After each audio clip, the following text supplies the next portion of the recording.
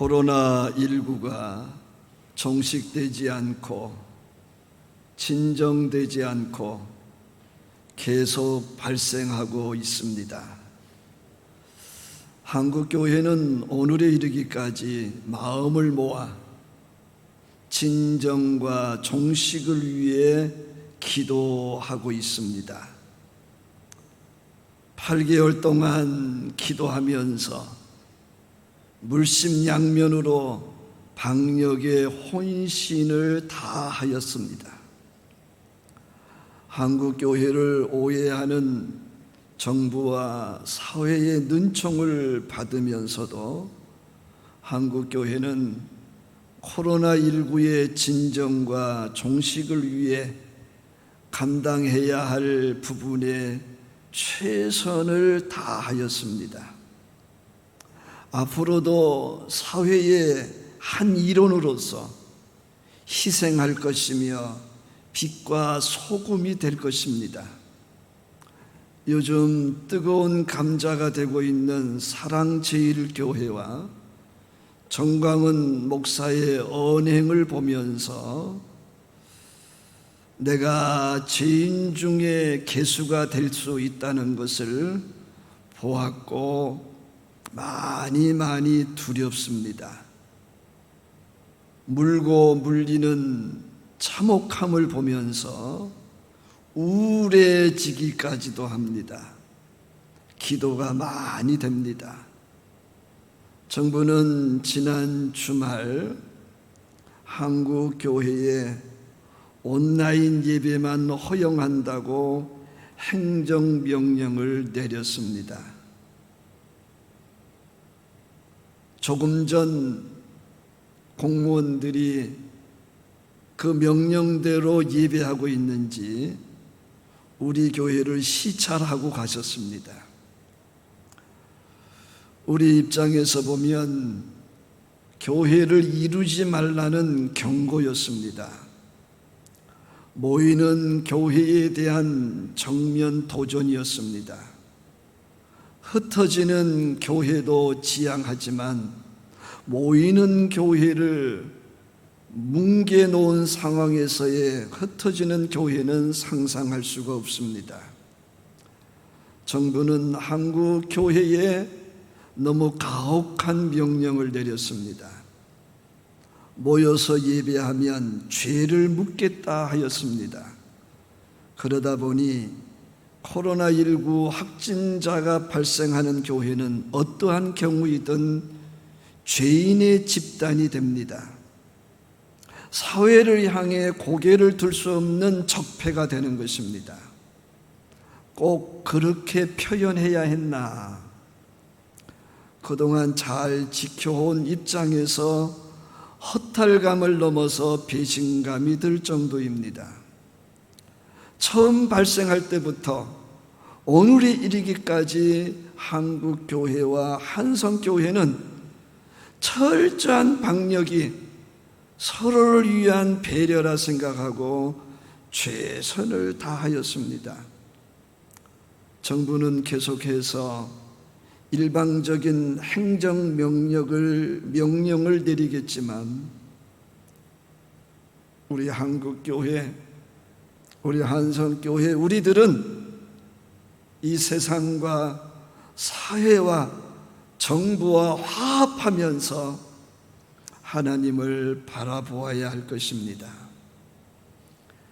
지금까지 우리가 고백하고 행한 예배는 공동체를 이루어 드리는 대면 예배입니다. 기독교 신앙은 교회 공동체를 소중히 여깁니다. 각자 누리는 하나님의 나라가 함께 모여서 진정한 하나님의 나라를 이루는 것입니다. 세상과 사회가 모여 예배하는 우리의 모습을 보면서 하나님 경외함을 봅니다. 그리스도인과 한국교회는 예수로 오셔서 우리를 구원해 주신 하나님을 예배함을 최고의 경외함으로 여겼습니다.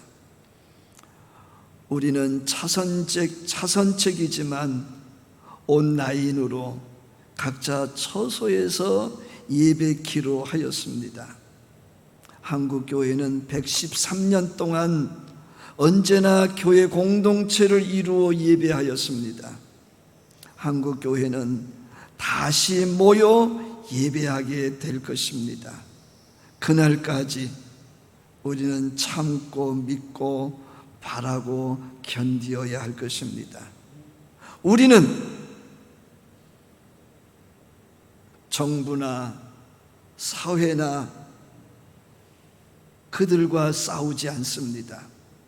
코로나19와 싸워 이겨서 모여 예배하게 될 것입니다. 앞으로 코로나19 혹은 각종 바이러스로 인한 예배의 변화는 불가불 필요한 상황입니다. 우리는 교회 공동체를 이루어 예배함이 옳다고 여기는 신앙을 가지고 있습니다. 우리 모두가 코로나19를 8개월 동안 경험하면서 터득한 것은 철저한 생활 방역 속에서 적극적인 교회 생활이 가능하다는 것이었습니다. 정부의 행정명령이 조금은 어안이 벙벙하기도 합니다. 정부가 하는 일이 맞는 것인지, 그대로 따라가는 것이 맞는 것인지 의문이 들기도 합니다. 그렇지만 대한민국 속에 있는 교회로서, 이웃과 함께하는 교회로서 우리는 지금의 이 상황을 받아들여야만 할 것입니다. 교회와 목회와 신앙이 이 세상 속에서 빛과 소금이어야 하기 때문에 그렇습니다. 우리는 어떠한 경우에도 불평하지 말고, 원망하지 말고, 대결하지 말고, 싸우지 말고 화합하며 저천성을 향하여 가야 할 것입니다. 코로나19에 걸리고 싶은 사람은 이 땅에 한 사람도 없습니다. 코로나19에 걸린 사람들 나름대로 조심하다가 걸렸을 것입니다. 서로가 긍휼히 여겨야 하지 않을까? 그들을 구하기 위해 모든 것을 총동원해야 할 것입니다. 보수, 진보, 여당, 야당, 잘하고 못하고를 떠나서 따지지 말고 코로나19에 고생하는 모든 이들을 구하는 일에 한국교회와 이 대한민국은 총력하여야 합니다. 코로나19로 병든 이들의 심신의 완치를 위해 우리는 끝까지 힘을 모아야 할 것입니다. 그런데 요즘 코로나19보다 더 무서운 것이 생겼습니다. 코로나19를 놓고 서로를 탓하면서 으르렁거리는 것입니다. 코로나19를 정쟁의 도구로 삼는 것입니다. 코로나19 때문에 심신이 어려운데 오히려 코로나19에 걸린 사람들은 죄인 취급을 당하여 더 어렵다고 합니다. 코로나19에 한 번 노출이 되면 죄인이 되어버리고 맙니다. 악한 인간들의 치부를 드러내며 기성을 부리고 있습니다. 바울이 사울일 때는 사람들이 율법대로 살지 않으면 그들을 범죄자로 여기고 잡고 가두고 때리고 돌 던져 죽였습니다. 살기가 넘쳤습니다. 그러나 바울은 부활의 주님을 만나면서 하나님께 충성했다 할지라도 살기가 등등하면 죄라는 것을 깨달았습니다. 정당하고 합리적인 일이라 하여도 사람을 죽이는 일은 악하다는 것을 알게 되었습니다. 바울은 예수님을 주인으로 모시면서 그 속에 있던 살기가 사라졌습니다. 새 사람이 되었습니다. 그의 얼굴에 빛이 생겼습니다. 그의 얼굴만 보아도 은혜가 되었다 하였습니다. 바울은 더 이상 사람을 볼 때 비판하거나 판단하거나 정죄하지 않았습니다. 보이는 모든 사람을 긍휼히 여기게 되었습니다. 불쌍히 여기고 돕게 되었습니다. 이 아름다움이 우리 사회 속에, 이 나라 속에, 우리 속에 충만하기를 소망합니다. 그러나 간혹 어쩌다가 환경과 상대적인 사람들의 언행을 따라서 사람을 비판하고 판단하고 정죄하는 쓴뿌리가 올라왔습니다. 그때 바울은 무조건 가던 길 멈추었습니다. 하던 일 내려놓았습니다. 그리고 기도의 자리로 들어갔습니다. 그리고 외쳤습니다. 죄인 중에 제가 개수입니다. 이 사망의 몸에서 누가 나를 건져내겠습니까? 내 속에서 두 영이 싸웁니다. 그렇게 기도하고 부르짖었습니다. 하루고 이틀이고 하나님 앞에서 몸부림치면서 하나님 나 좀 고쳐주세요. 더 이상 죄인 중에 개수로 살고 싶지 않습니다. 자신의 치료와 치유를 위해, 회복을 위해 하나님께 부르짖었습니다. 애통하며 자복했습니다. 바울은 더 이상 어떠한 이유든지 사람을 비판하고 판단하고 정죄하는 일 허락할 수 없었습니다. 허용하면 자신이 가시가 되어 또다시 살인죄를 범할 것을 알았기 때문입니다.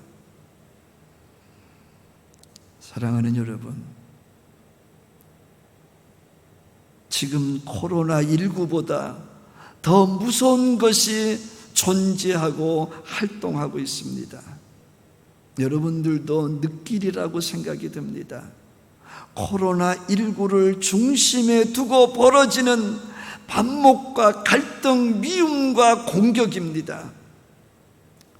코로나19가 가정과 이웃과 공동체와 사회 속에서 사람들끼리 싸우게 하고 있습니다. 이 코로나19가 사람들 속에서 이간질을 하고 있습니다. 우리를 공격한 것은 코로나19입니다. 사람들은 코로나19와 싸워야 되고 이겨야 합니다. 사람들과 싸우지 말아야 합니다. 그 상황에서 많은 사람들이 무고하게 희생되기도 하고 있습니다. 그 누가 되었든지 코로나19는 사람들을 피해자로 만들고 있습니다. 코로나19는 육체적 죽음과 고통과 불편함이 있으며 후유증을 남기고 있습니다. 코로나19는 정신적으로, 감정적으로, 영적으로 사람들을 괴롭히고 있습니다. 아이러니한 것은 사람들이 코로나19에 이용당하고 있다는 사실입니다. 누군가는 코로나19 때문에 죄인 중에 괴수가 되어가고 있습니다. 아니, 죄인 중에 괴수가 되었습니다. 멀리 볼 필요 없습니다. 나와 주변을 봅시다. 나의 범위 속에서 판단하고 결정해서 우리는 비판하고 정죄하고 있습니다. 코로나19로 발생하고 있는 사건, 사고를 보면서 우리는 입에 담기 어려운 말들을 하고 있습니다. 코로나19 너무 무섭습니다. 시도 때도 없이 사람을 사망에 이르게 하고 있어서 더 무섭습니다. 엊그저께만 해도 멀쩡하셨던 어르신이 코로나19 치료를 위해 대기하다가 돌아가셨습니다.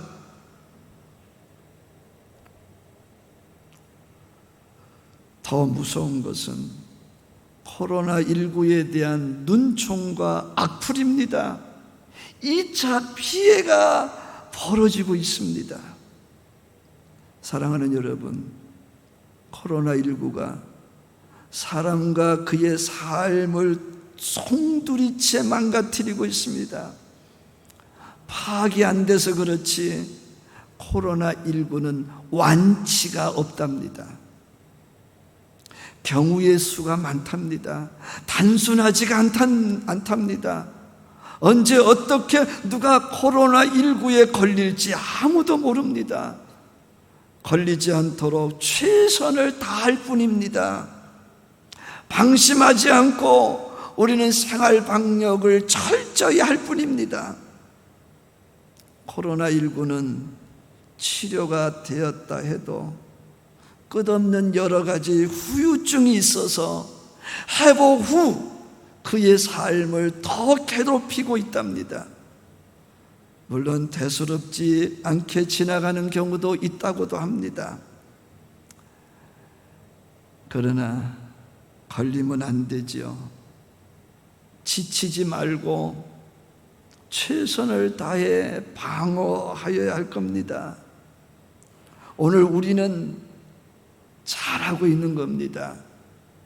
행정명령 때문에 이렇게 하고 있는 게 아니라 지금 이 상황에서는 이 방법이 코로나19에 걸리지 않을 수 있는 최선책이기 때문에 그렇습니다. 방어벽이 무너지면 안 됩니다. 누구나 코로나19에 걸릴 수 있습니다. 지금 죽어도 천국은 가지만 잘 통과하여 주의 일 더하고 천국에 갈 수 있기를 소망합니다. 이럴 때 못 돌아다녀 답답해하지 말고 하나님 앞에 엎드려 기도로 더 하나님께 집중할 수 있는 시간이 되었으면 좋겠습니다. 겸허하게 조심하면서 절제하면서 활동을 제한할 필요가 있다고 생각이 들어집니다. 인내가 필요합니다. 환난은 연단은 인내를 낳느니라. 이 코로나19를 잘만 통과하면 우리는 이후에 훨씬 더 값지고 의미 있고 가치 있는 복된 삶이 준비되어져 있음을 믿습니다. 코로나19가 진정되는 기미가 보이면서 요즘 다 끝난 것처럼 많이들 돌아다녔습니다. 그 결과가 사랑제일교회로 말미암아 나타나고 있다는 분석이 있습니다. 우리는 코로나19 이전에 얼마나 많이 돌아다녔습니까?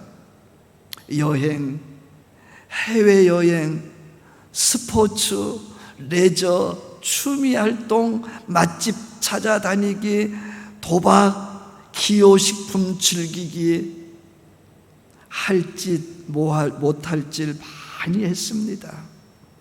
아직도 돈은 있는데 그거 할 수 없으니 얼마나 답답합니까? 그거 할 수 없으니 제재가 싫습니다. 걸린 사람들이 밉습니다. 원망이 됩니다. 너희들 때문에 이게 뭐야? 한 소리 합니다. 꼭 그래야 할까요? 사랑하는 여러분, 감염되지 않음이 감사하지만 감염된 이들 비판하거나 판단하거나 정죄하지 않을 수 있기를 원합니다. 그럴 일은 없지만, 없어야 하겠지만 내가 그 입장이 될 수 있습니다. 입장을 바꿔놓고 생각해야 합니다.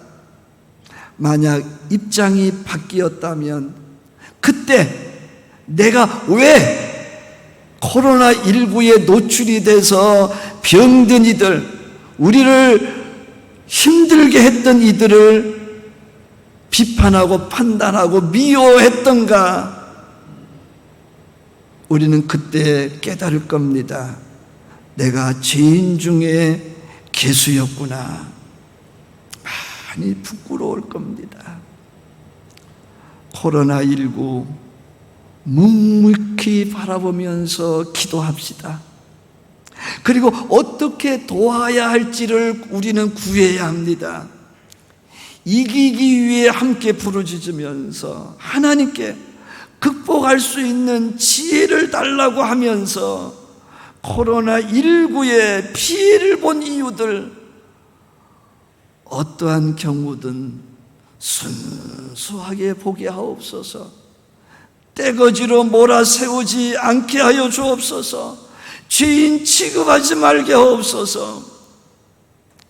사람이셨던 예수님이 오늘 이 시대에 계시다면 우리 예수님은 절대로 그러지 않으실 겁니다.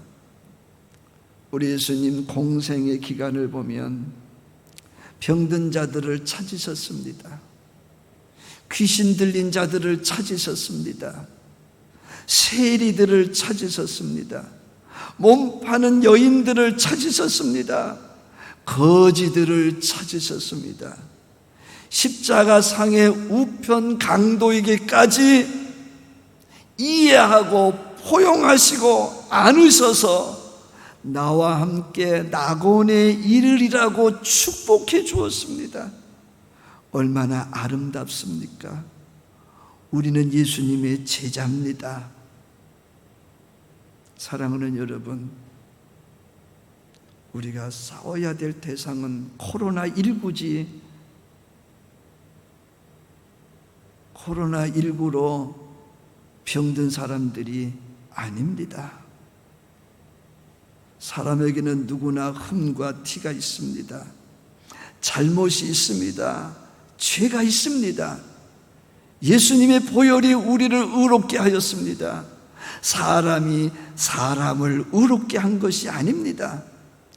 그리고 그분이 하시는 말씀이 사랑은 허다한 일을, 허다한 죄를 덮느니라.